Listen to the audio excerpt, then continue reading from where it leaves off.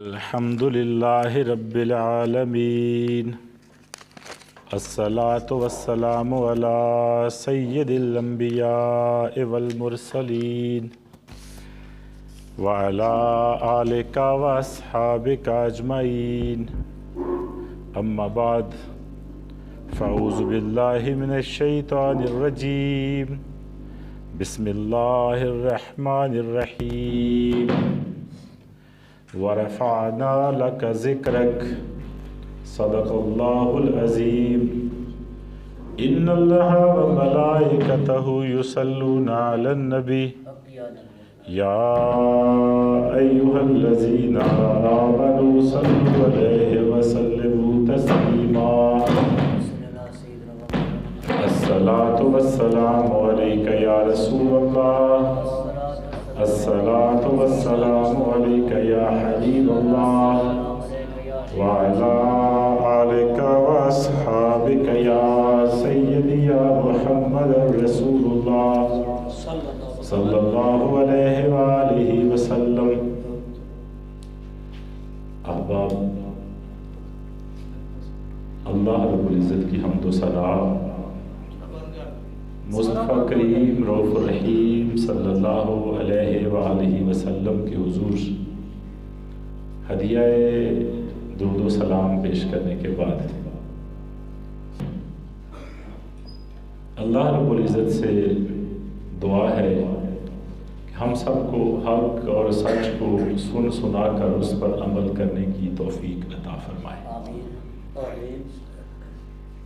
احباب، دونوں جہاں کا رب قرآن مجید فرقان حمید میں اپنے محبوب کی شان یوں بیان فرما رہا ہے. فرمایا وَرَفَعْنَا لَكَ ذِكْرَكَ، ہم نے آپ کے ذکر کو آپ کے لیے بلند فرما دیا.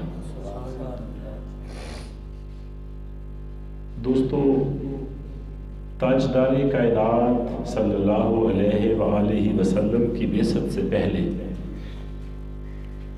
جتنے بھی انبیاء اور رسول تشریف لائے، ہر ایک نے اپنی اپنی قوم کو عقیدہ توحید بھی دیا، عقیدہ ایمان بالرسالت بھی دیا اور عقیدہ ایمان بالآخرت بھی دیا.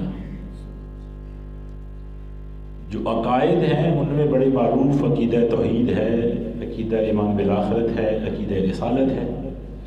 تو جتنے بھی انبیاء اور رسل آئے، ہر ایک نے اپنی اپنی قوم کو یہ تعلیم فرمائی کہ اللہ ایک ہے، اس کے سوا کوئی عبادت کے لائق نہیں. یوم آخرت پر ایمان رکھنا ہے اور اللہ رب العزت کے رسولوں پر ایمان رکھنا ہے، ان پر ایمان لانا ہے. اب جو یہود و نصارہ تھے وہ اللہ کو ایک مانتے تھے، ایمان بالآخرت بھی رکھتے تھے اور رسولوں پر بھی ایمان لائے تھے. لیکن آج ہم نے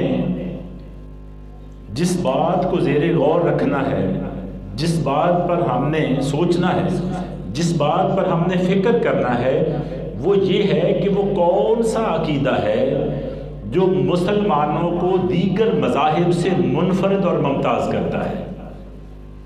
مسلمانوں کو کون سا عقیدہ رکھنا چاہیے جو دیگر مذاہب سے، باقی مذاہب سے مسلمانوں کو منفرد اور ممتاز کرے، نمایاں کرے. احباب، آپ دیکھیں اللہ رب العزت اپنے محبوب کریم کی شان میں جو آیت مبارکہ نازل فرمائی ہے اللہ نے کہ ہم نے محبوب کی شان کو اتنا بلند کر دیا، اتنا بلند کر دیا، کوئی حد حساب نہ رہا. احباب، آپ سورہ بقرہ پڑھ کے دیکھیں، سورہ آل عمران کا مطالعہ کریں تو آپ دیکھیں گے کہ یہود و نصارہ سارے ایک جیسے نہ تھے. ان میں امانت دار بھی تھے، ان میں قیام اللیل کرنے والے بھی تھے، ان میں سجدہ ریز ہونے والے بھی تھے، اللہ کے خوف سے ڈرنے والے بھی تھے اور خوف خدا سے آنکھوں میں آنسو لانے والے بھی تھے، پرہیزگاری اور تقوی اختیار کرنے والے بھی تھے. الغرض جتنے بھی عمومی اوصاف تھے وہ یہود و نصارہ کے اندر پائے جاتے تھے. لیکن جب تاجدار کائنات صلی اللہ علیہ وآلہ وسلم کی تشریف آوری ہوئی، جب امام الانبیاء کی بعثت ہوئی، تو اہل کتاب سے فرمایا گیا کہ تم حضرت محمد صلی اللہ علیہ وآلہ وسلم پر ایمان لاؤ۔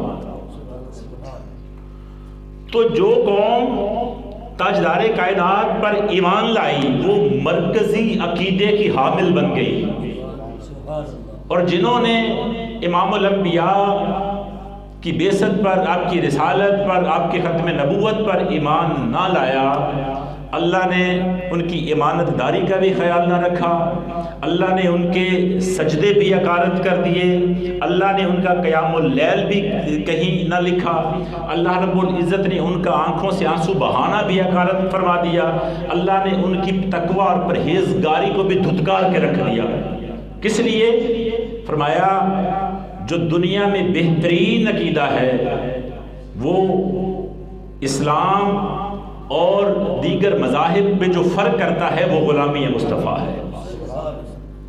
فرمایا مجھے تمہارے لمبے لمبے سجدوں کی ضرورت نہیں، مجھے تمہاری قیام اللیل کی ضرورت نہیں، تمہاری ایمانداری کی ضرورت نہیں، تمہاری پرہیزگاری اور تقوی کی ضرورت نہیں۔ ہاں اگر ضرورت ہے تو وہ اس بات کی ہے کہ تم لا الہ الا اللہ محمد الرسول اللہ پڑھ کر دائرہ اسلام میں داخل ہو جاؤ اور پھر میرے محبوب کی عظمت کے گن گاؤ۔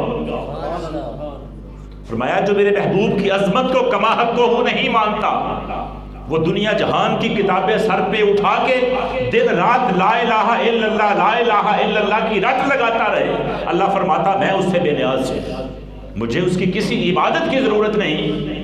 فرمایا اگر تم مصطفیٰ کی شان و عظمت کو مان جاؤ گے، اگر امام الانبیاء کے قدموں پہ ہاتھ رکھ کے نوکری نصیب تمہیں ہو جائے گی، فرمایا کہ تمہارے تھوڑے اعمال بھی تمہارے لیے ذریعہ نجات بن جائیں گے۔ احباب، اللہ رب العزت نے مصطفیٰ کریم کو کتنی شان عطا فرمائی ہے۔ احباب اس سے بڑھ کے اور شان کیا ہو سکتی ہے کہ دونوں جہاں کا رب قرآن میں فرما رہا ہے وَرَفَعْنَا لَكَ ذِكْرَكَ۔ آپ غور کریں، اللہ رب العزت شان یوں بڑھا رہے ہیں، یوں بڑھا کر بیان فرما رہے ہیں کہ کوئی حد نہ رہی۔ ہم کسی چیز کی بلندی کو دیکھیں نا تو اس میں اضافت سامنے رکھی جاتی ہے۔ مثال کے طور پر میں کہوں فلاں مکان سے بڑا ہے، فلاں پہاڑ سے اونچا ہے، تو پھر اس پہاڑ کی بلندی کی، اس پہاڑ کی اونچائی کی سمجھ آتی ہے۔ بندہ یہ سمجھ سکتا ہے کہ اگر فلاں پہاڑ اتنا اونچا ہے تو دوسرا اس سے بھی اونچا ہے تو اس کی بلندی کتنی ہوگی۔ لیکن رب کائنات نے جب اپنے محبوب کی بلندی کو بیان فرمانا چاہا تو تمام اضافتیں ختم فرما دی، تمام حدیں جو ہیں وہ ختم فرما دی، اور علل اطلاق فرمایا وَرَفَعْنَا لَكَ ذِكْرَكَ۔ محبوب ہم نے تمہارے ذکر کو اتنا بلند کر دیا، اتنا بلند کر دیا، اتنا بلند کر دیا کہ کوئی حد ہی نہ رہی۔ وَرَفَعْنَا لَكَ ذِكْرَكَ کا ہے سایہ تجھ پر، شان اونچا ہے تیرا، بول ہے بالا تیرا، اور مٹ گئے مٹتے ہیں مٹ جائیں گے آغاز تیرے، نہ مٹا ہے نہ مٹے گا کبھی چرچا تیرا۔ امام محمد رضا خان بریلوی رحمۃ اللہ علیہ، آپ نے تو پھر شان مصطفیٰ بیان کرنے کی حد ہی مکا دی۔ فرمایا سب سے اولا والا ہمارا نبی، سب سے بالا والا ہمارا نبی، اپنے مولا کا پیارا ہمارا نبی۔ فرمایا کتنے تارے کھلے اور چھپ گئے پر نہ ڈوبے نہ ڈوبا ہمارا نبی، اور غمزدوں کو رضا مجدہ دیجئے کہ ہے بے کسوں کا سہارا ہمارا نبی۔ اور فرمایا کہ کون دیتا ہے دینے کو منہ چاہیے، دینے والا ہے سچا ہمارا نبی۔ اللہ رب العزت محبوب کریم کی شان یوں بیان فرما رہے ہیں۔